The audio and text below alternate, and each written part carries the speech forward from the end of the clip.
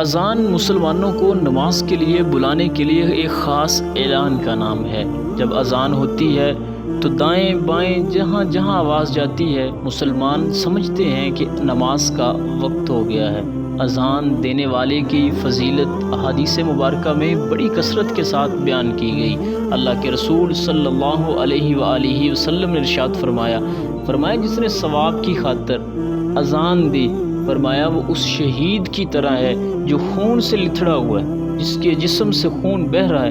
فرمایا جب یہ مرے گا قبر میں اس کے جسم میں کیڑے نہیں پڑیں گے۔ اذان دینے والے کا بدن قبر میں اللہ کی رحمت سے محفوظ رہے گا۔ ایک اور حدیث پاک ہے، اللہ کے رسول صلی اللہ علیہ وآلہ وسلم نے ارشاد فرمایا میں جنت میں گیا، اس میں موتی کے گنبد دیکھے، اس کی خاک مشک کی ہے۔ پوچھا جبریل یہ کس کے واسطے ہے؟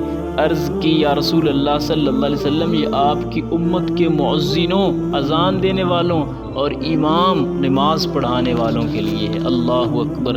اذان دینا بھی فضیلت کا کام، نماز پڑھانا بھی فضیلت کا کام۔ اور ایک اور حدیث پاک میں اللہ کے محبوب صلی اللہ علیہ وسلم نے ارشاد فرمایا جس نے پانچوں نمازوں کی اذان ایمان کے ساتھ صرف ثواب کے لیے اللہ کو راضی کرنے کے لیے دی، فرمایا اللہ اس کے پہلے سارے گناہوں کو معاف فرما دے گا۔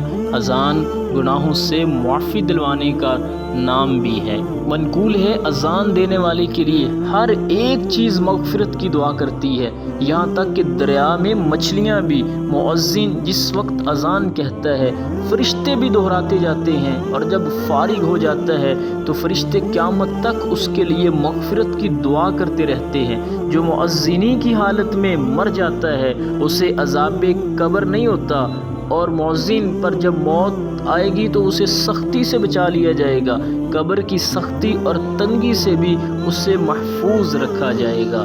اذان دینے کی برکتیں ہی برکتیں اور فضیلتیں ہی فضیلتیں ہیں۔